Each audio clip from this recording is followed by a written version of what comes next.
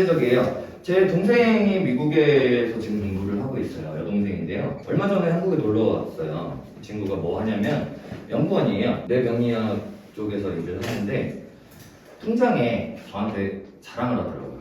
자기가 10년 동안 아무도 안 쓰고 그래서 얼마가 있느냐 그랬더니 1억이 있대요. 근데 모았더라고요. 월세도 내고 뭐도 하면서 악착같이 1억을 모았더라고요. 네, 제가 화냈어요. 왜? 통장에 넣어도 그래야 자기가 안심을 한대요. 자기한테 무슨 일이 생길 수도 있고 급할 때 써야 될 수도 있으니까 은행에 있으면 언제든지 자기가 꺼내 쓸 수 있지 않느냐. 마음이 안전하다. 자기는 통장에 쌓여가는 돈들을 보면서 웃는다. 그런데 돈이 쌓여가는 숫자가 올라가는 이런 것들을 중요하다라고 이야기를 하고 이런 것들이 그 사람의 가치다 라고 이야기를 하는데 제가 조금 부정적인 얘기를 얹었어요. 지금 네가 하는 얘기 너무 좋고 축복해주고 싶은데 경제 인플레이션은 그거를 그대로 두지를 않는다. 인플레이션이 뭔지 잘 모르실 수도 있어서 한국말로 해드릴게요. 물가 상승률입니다. 물가가 많이 상승을 하면 화폐의 가치가 떨어집니다. 계속. 그러다가 없어져요. 저는 얘기해요. 제가 30대입니다. 저희 부모님 60년대생이세요. 저희한테 기성세대들이 저희 세대한테 알려준 거는요. 남의 돈 빌리지 마라. 저축해라. 그래서 제가 찾아봤어요. 그때 당시 IMF 전에 80년대 후반대 90년대 초반대 금리가 20%예요. 예금 금리가. 대출 금리는 더 비싸. 25%. 그러니까 돈을 빌리지 말라 그러지. 빚더미 하시니까 1억을 빌리면 이자만 한 1년에 2,500만 원씩 내야 돼요. 당연히 돈 빌리지 말라 그래야지. 은행에 1억을 넣어놓으면요 돈이 계속 생겨. 자고 일어나면 나라가 커져 있어. 자고 일어나면 나라에 일자리가 생겨. 자고 일어나면 나라의 GDP가 올라가 있어. 그러던 시절이었어요. 그러던 시절에서 살아오신 분들이 저희한테 알려줬던 거 똑같이 저축해라. 똑같이 돈 빌리지 마라. 그래서 제가 제 나이 또래 분들 모셔놓고 이제 세미나 하는 걸 제일 좋아해요. 사실은 투자하는 게 어떤 의미인지도 모르고 살고요. 지금 욜로, 워라밸 누리면서 살아야 된다. 이런 것들이 가시화돼요. 그런데 10년이 딱 지나고 나니까 내 월급은 올랐는데 분명히 내 구매력은 떨어져 있더라. 아유 난 그런 거 몰라. 머리 아파. 귀찮아. 힘들어. 이러시거든요. 보통. 그리고 이제 부동산이 가지고 있는 치명적인 단점이 지금 당장 안 해도요. 달라지는 게 없어요. 지금 당장 해도요. 달라지는 게 없어. 화폐 가치는 점점 떨어져서 지난 10년 동안 내가 여행도 가고 했었던 내 생활이 워라밸이 이렇게 무너졌어. 월급은 올랐는데 화폐 가치가 그만큼 떨어졌어. 내 월급은 고작 20% 올랐는데 화폐 가치는 50% 60%가 무너졌대. 구매력이 오히려 40% 감소한 상황입니다. 우리 투자자분들의 돈 안녕하시냐고. 가끔 형차를 뽑아놓으면은 어디에 두지를 못해. 불안해서 잘 숨겼다고 생각을 해도 훔쳐갈까봐 여기 아니야. 아이씨 어디다 두지? 계속 여기도 봐 저기도 봐. 갔다 왜 불안해? 요즘 투자 시장이 이래요. 아무도 못 믿고요. 어떤 것도 못 믿고요. 어디도 못 믿어요. 은행만 믿어. 근데 이거 구조적으로 정말 위험한 발상이신 거 아셔야 돼요. 원화도 원화죠 우리나라 돈이 그죠? 원화도요 투자 자산입니다. 잘 생각해 보세요. 얘가 기축통화인가요? 원이? 달러가 기축통화예요. 얘가 기준점이 되는 거는 어디에도 없어요. 달러가 원화의 기준이 되죠. 엔화랑 해도 엔화가 기준이 됩니다. 뭐를 기준으로 해도 원화는 항상 상대적으로 비교하는 정도밖에 못해요. 그런데 원화로 들고 있다? 왜? 내 동생이 한 말이 맞지. 언제 어떻게 무슨 일이 생길 수도 있잖아. 그럼 그때 내가 돈을 빼서 써야지. 그쵸? 이런 것들 무시하면 안 돼. 사는데 정말 중요한 것들이야. 조금 더 현명하게 생각할 수 있다라고 하면은 그 돈을 실제로 통장에 가지고 있지 않아도요. 내가 급할 때 꺼내 쓸 수 있는 게 있습니다. 그래서 대출이라는 게 있잖아. 80년대로 돌아가서 예금, 그러니까 우리가 통장에 막 돈을 넣으면은 20%씩 줬대요. 이자를 1년에. 대신에 돈 빌리면은 25%씩 줘야 돼. 그래야 은행도 먹고 살았죠. 자, 우리 지금 마이너스 금리다 보다 하죠. 예금 금리 10% 안 들어오죠. 막 10,000원 들어올 거 말까 이래요. 없다 셈 치고 살아요. 대신에 대출 금리도 그만큼 낮아져 있어요. 지금 기준 생각하면 어우 4%야 5%야 왜 이렇게 높아. 20년 전에만 해도요. 대출 금리 1금융권이 10% 넘어가야 되었습니다. 항상. 그래서 어른들이 하지 말라고 하는 거야. 대출 받지 말라고. 내 돈 가지고 해야지 남의 돈 갖다 쓰면 못 써. 이렇게 얘기를 하는 게 비싸서 그래요. 이분들한테 뭐라고 하면 안 돼. 왜? 그렇게 살아왔어요. 그렇게 잘 살아오셨어요. 하지만 그래도 인정할 거는 인정해야 된다. 트렌드가 바뀌었습니다. 요즘에 부동산 시장에서 제일 큰 가치가 뭔지 아세요? 돈 많이 버는 거, 급여 높은 거 다 필요 없습니다. 돈 잘 빌리는 능력이 최고입니다. 제가 한 달에 4천만 원을 벌든 5천만 원을 벌든 중요하지 않아요. 그냥 은행 걸어가면요. 대출이 그냥 그날 10억이 나와요. 이게 중요해요. 얼마 버는 거 중요하지 않아요. 왜인지 알려드릴게요.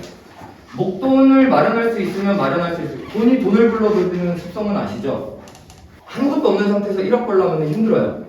근데 제가 100억 드리면 1억 버실 수 있을 것 같아서 못 볼 것 같으세요? 우리나라 지금 금리들이 다 싸져 있는데요. 채권도 1%대 채권들 아직 있습니다. 우량 채권 중에. 중앙일보 이런 거 채권 사시면요. 아직 1%대예요. 1억 벌었네 벌써. 100억 그대로 넣어놓으면 1억이 나와요. 목돈이 그만큼 중요해요. 부동산으로 돈 버는 방법 궁금하시죠? 진짜 쉬워요. 덧셈, 뺄셈, 뭐가 더 크냐만 알 수 있으면 돈 벌어요. 진짜 쉬워요. 너무 단순해요. 우리 공식에다가 숫자 대입해서 셈 하시면 됩니다. 그리고 그 셈에서 나온 숫자를 대입하시면 되고요. 결정하시면 돼요. 근데 그걸 못해요. 왜? 틀리면 내 돈 까먹으니까. 공식 생각하죠. 무슨 공식? 수요와 공급의 원칙. 경제 원론이에요. 찾는 사람이 많고 물건이 없으면 물건값이 오릅니다. 반대로 물건은 이만큼 있는데 이걸 필요로 하는 사람이 없으면 물건값은 땅바닥에 떨어져요. 맞나요? 우리는 이걸 너무나 잘 알고 있는데 이 공식은 진리라고 알고 있는데 여기에 대입할 수 있는 숫자도 네이버에 찾아보기만 해도 나오는데 답을 못 써요. 틀리면 안 되니까. 그리고 이렇게 봐요. 맞는 것 같아. 남들 쓰는 거 보니까. 그리고 이제 그때 가서 쓰려고 그러는데 어디? 머리에 있어요. 그냥 셈만 하시고요. 그냥 빨리 쓰시면 돼요. 남들보다 조금 더 빨리. 제가 부동산을 하는 이유, 저는 주식을 하나도 안 합니다. 아예 안 해요. 왜? 거기는 셈 빠른 사람들끼리 모여있는 걸로도 모자라서 슈퍼컴퓨터도 있잖아. 그러니까 셈 빠른 사람들끼리 경쟁해서 그 1% 0.1초 차이로 돈을 벌기도 하고 잃기도 하고 그러는데 부동산은요 되게 느긋해. 뉴스에서 다 알려줘. 그러고 나서 반영되는 데까지 걸리는 시간 한 달이 넘게 걸립니다. 셈을 빠르게 하는 사람들이 많이 없어요. 부동산의 고정관념이죠. 돈이 많이 들어간다. 돈이 오래 묶인다. 그죠? 부동산도 부동산 나름이다 라고 말씀을 드리고 싶습니다. 자, 화폐 가치는 이런 식으로 상대적으로 움직입니다. 문재인 정권 들어와서 코로나 핑계로 추경이 12번인가 13번 했죠. 얼마 풀렸을까요? 200조 정도 됐었는데 하여튼 많이 풀렸어요. 아씨 졸라 많이 풀렸어. 근데 가계부채가 그러면 조금 나아졌을까요? 아니요. 가계부채는 700조 늘었습니다. 자, 물가가 상승한다. 두 가지 케이스가 있습니다. 두 가지 방법이 있습니다. 물가를 올리기 위한 두 가지 방법. 화폐를 많이 풀던가 물건을 묶으면 물건값이 오릅니다. 공교롭게 이 두 가지가 같이 발생했습니다. 이번에 우크라이나 전쟁. 아이고 안타까워서 어떡해. 그럴 때가 아니에요. 우크라이나 전쟁이 터져서 철강값이 얼마나 올랐는지 혹시 모르실 일이죠. 우리나라는 건축으로 먹고 사는 나라라고 봐도 되는데 거기에 들어가는 철강 엄청 많이 들어가는데 40% 올랐습니다. 철강값이. 요 단기간. 전쟁한 지 얼마나 됐죠? 한 달도 안 되는 것 같은데 요 기간 동안 40% 올랐어요. 40% 철강값이. 그리고 아이파크 무너졌죠? 아이고 안타까워서 어떡해. 그랬다 아니라니까. 그거 무너지면서 무슨 일이 생겼어요? 안전검사 시간이 20% 의무로 늘었어요. 똑같이 생긴 건물을 여기다 하나 지어놓고 그 다음에 이제 내 차례 그러고 여기다 똑같이 지어. 그러면은 건축 비용은 똑같이 들어가야 되잖아. 여기에서 100억 들어갔었던 게 여기서 지으려니까 200억이 들어간대. 얼마에 팔까요? 얘보다는 비싸게 팝니다 당연히. 그러면 얘가 돈 벌었나요? 얘가 돈 벌었나요? 산 사람 입장에서 전에 썼던 사람이 돈을 벌겠죠. 그러면 부동산이 대세가 상승한다, 하락한다 요거를 먼저 결정을 지어야 돼요. 나부터. 그리고 나서 그거에 맞는 결정을 하셔야 됩니다. 부동산은 인플레이션을 한치의 오차도 없이 전부 다 반영합니다. 왜? 불변하니까. 늘어나지 않으니까. 재화라고 봤을 때요. 원화는요. 한국은행에서 찍어내요. 추경에다가 다 뿌려요. 그죠? 부동산은 그렇게 늘릴 수 있었으면 우리나라 이렇게 안 조금해지죠. 안 줄어들면 다행이지. 계속 그대로예요. 안 늘어나요. 아니 높게 지으면 되잖아. 용적률이라는 게 있어요. 그래서 그 용적률까지 포함해서 하나로 봅니다. 그 파이가 안 커져요. 근데 원화는 원자재 값이 올라서 화폐가 많이 풀려서 두 이유가 같이 붙으면 스태그플레이션이 나타나는데 심각합니다. 올해 예상되는 시중 인플레이션이 9%예요. 정신 차려야 된다고 우리 9%가 오른다고. 내년 요맘때가 되면요 1억에서 900만 원이 갑자기 사라진다고. 그리고 이게 복리로 계산되는 거 아세요? 1년만 그러고 마는 게 아니고요 3년을 그러면 3, 9, 27이 아니고요 9 플러스 9.9 플러스 9.9 복리로 계산됩니다. 30% 3년이면 30% 봐라. 1억 통장에 넣어놨더니 30만 원이 증발합니다. 그러면 이거 내 재산을 어떻게 지켜야 되느냐? 현물 사야 돼요. 그 물건의 값을 정하는 게 원화가 기준이 아니고요. 물건이 항상 기준이 되기 때문에 이렇습니다. 그러면 부동산이 오를까요? 내릴까요? 현재 필요 없어요. 화폐의 가치가 이미 하락해요. 미국이 작년 한 해 동안 올랐었던 인플레이션을 공식 발표를 한 게 8%로 공식 발표를 했어요. 인정한다는 거야 이제. 더 거짓말 안 하겠다. 정부가 가만히 안 냅두면 안 냅둘수록 집값이 더 오르죠. 그러니까 부동산은요. 주택, 비주택 요거를 나누지 않습니다. 부동산은 말 그대로 등기를 치는 나의 재산이에요. 가치라고.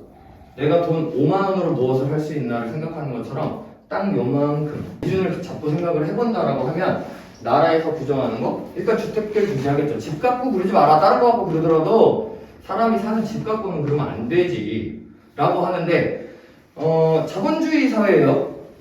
그런데 정부가 시장에 자꾸 개입을 하면요 책임 전가 형태의 구조가 나옵니다. 항상 그래요. 전세, 월세 누가 공급하나요? 나라에서 공급하나요? 다주택자가 공급합니다.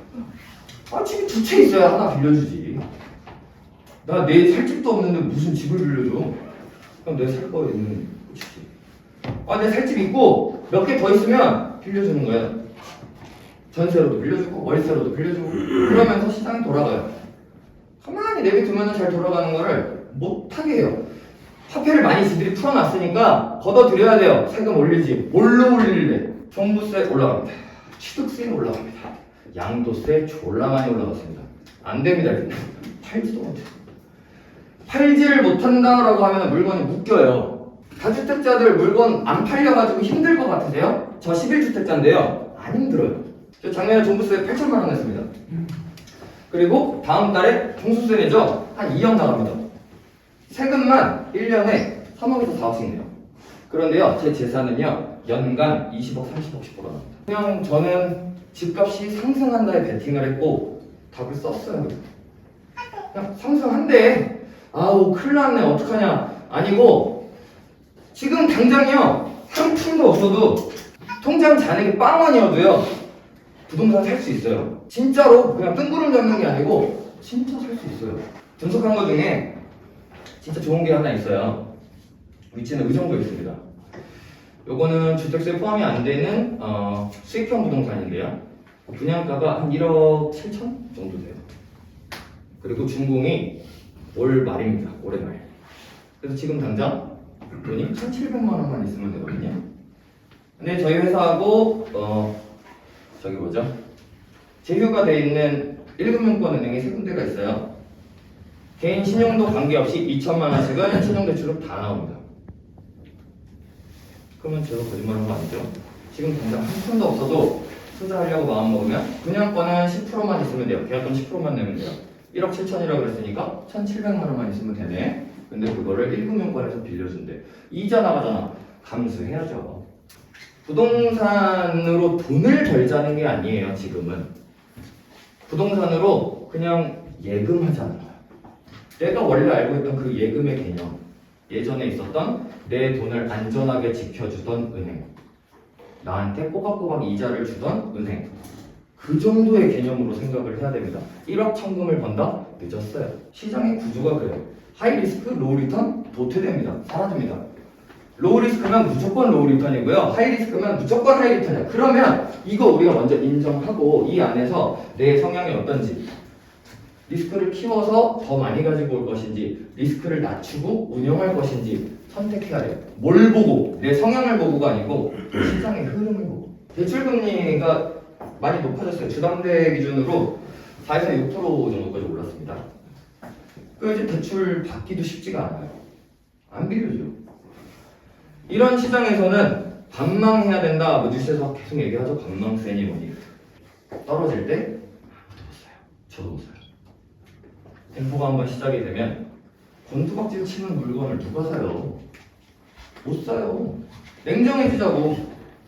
그러면 내가 발목만 잡고 다닐 수 있을 정도로 한가해? 아니잖아요. 여러분들 바쁘시잖아요. 그러면 발목을 보고 다닐 거면 하루 종일 이거만 해야 돼요. 밤새 이거만 해야 됩니다. 그래도 볼까 말까 한데 안 돼요. 구조적으로. 그러면 어깨 머리에서 샀으면 키 조금 더 키워보고 팔면 되는 거고, 제가 분석하는 것들이 여기에 있습니다. 얼마나 싸게 사냐 중요하지 않아요. 그래서 저희 투자클럽에 같이 하시는 분들은 얼마냐 안 물어봅니다. 대출 얼마 나오냐부터 물어봅니다. 얼마냐가 왜 안 중요한지 아세요? 비싸면 더 비싸게 팔고요. 싸면 조금 더 비싸게 팝니다. 어차피 정해져 있어요. 그러면 내가 얼마가 돈이 있어야 되느냐가 중요한 문제가 되잖아요. 그러려면 얼마냐보다 얼마 대출이 나오냐가 더 중요해집니다. 그리고 이게 요즘 투자 트렌드예요. 근데 대출을 받으면 금리가 올라가가지고 내 부채 비용이 높아져요. 그죠? 이자를 더 많이 내야 돼. 그 월세를 받아서 이자를 낸다. 이 구조는 알겠는데 월세 수익 5%, 은행 이자 6%. 아이씨 왜 앉아서 돈 까먹고 있어. 그쵸? 근데 투자가 그거 말고 많다라는 거죠. 그렇게 돈 까먹는 거 싫으니까 이제 사람들이 어디로 옮겨오냐면요. 전세시장으로 와요. 이제 여기 바로 앞에 나가시면은 저기 미사역 그 인근에 투룸짜리 오피스텔 최근에 그냥 끝났어요. 혹시 알고 계시는 분 거기 현장 다 모르세요? 거기가 지독하게 미분양을 오래 했어요. 한 3개월인가 4개월인가 미분양이 있었어요. 몇 개 되지도 않는데 130개인데 미분양이었어요. 근데 거기 완전 사면 무조건 돈 버는 현장이에요. 그런 데가. 왜? 5억짜리였어요. 5억짜리. 투룸인데 5억이요. 그렇게 비싸? 무슨 미사가 요만한 건데 무슨 5억이야? 맞아요? 맞아요. 비싸요? 아니요. 조금 거예요. 비싼 게 아니고. 왜? 5억이면요.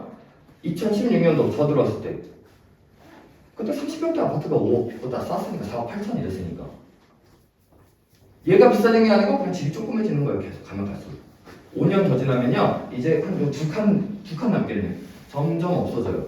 이 책임 전가 형식의 정책이 나올 때는 뭘 해야 되느냐, 그 반대의 것들을 투자를 하면 됩니다. 대출 금리가 오르면 뭘 해야 되느냐, 그 반대의 것들을 하시면 됩니다. 그래서 여기 오피스텔 얘기 잠깐 꺼냈었는데 이건 이제는 하고 싶어도 못해요. 요 바로 다음에 얘가 2차였는데 요 바로 다음에 3차 예정이 있었는데요. 땅 팔았습니다. 건축 자재가 너무 비싸서 책정해 놓은 분양가가 2차가 5억에 분양했어요. 미분양이라고 그랬죠. 3차가 바로 옆에 붙어 있는데 5억 3천에 책정이 됐어요. 그런데 땅 팔았습니다. 5억 3천에 팔아도 안 남으니까 판 거예요.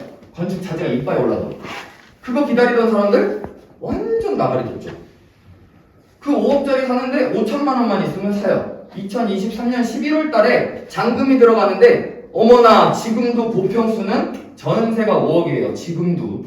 그러면 2023년 11월 달 우리가 입주할 때 잔금 들어갈까요? 한 푼도 안 들어갑니다. 오히려 받아요. 왜? 전세값은 계속 오를 거거든. 왜? 조금 있으면 교산 있거든. 교산 청약하려면은 하는지 전입신고해야 되거든. 얼마나 없지? 가늠도 안 돼. 전세값이 떨어지면 입주 물량이 없거든. 끝났거든. 이사 개발 다 끝났거든. 그래서 이렇게 비싸? 과거에 사는 사람들은 죽어도 못 사요 이거를. 왜? 미사가 미분양이었었던 거 자기도 봤어. 한강 막 보이고 40평짜리 아파트가 5억 5천이면 사는 걸 봤어. 근데 무슨 요거 12평, 13평짜리가 5억이래. 못 사요. 아까워서. 그런데 저 그거 하나 샀어요. 다주택자인데도 샀어요. 그리고요, 저는 대출을 너무 많이 받아서 이제 안 나옵니다, 대출이. 그래서 제 이름으로 못 하잖아요. 그래서 또 미국에 있는 동생을 갖다 팔았어요. 동생 이름으로 했어요. 얼마 전에 또 소형 오피스텔 뭐 또 규제 또 어떻게 된다 해갖고 그 호재 반영 또 돼가지고 또 호재 1억이 올랐어요. 불과 몇 개월, 3개월 전이거든요. 3개월 전에 5천만 원 넣어놨었던 게 지금은 못 팔아요. 전매가 안 되니까. 등기 칠 때요, 안 팔아요. 전세만 줄 거예요. 얼마에? 6억에 맞출 겁니다, 저는. 그러면 연체료 내도요, 2천만 원 플러스예요. 손해도 봐요, 그리고. 하다 보면은 잘못 사기도 해요. 그리고 그 잘못하는 경우들이 거의 대부분 기대 때문에. 호재.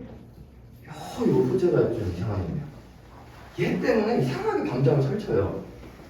될 것 같거든. 맞는 것 같거든. 저는 알아요. 그냥 그런 거 다 신경 쓰지 말고 그냥 공식만 보면 엄청난 일확천금을 벌지는 못해도 계속 흑자 만들면서 갈 수 있다. 계속 내 재산을 지킬 수 있다. 이 정도만 해도 되는데 자꾸 그 조그만한 기대감 때문에 잘못된 선택을 가끔 하기도 해요.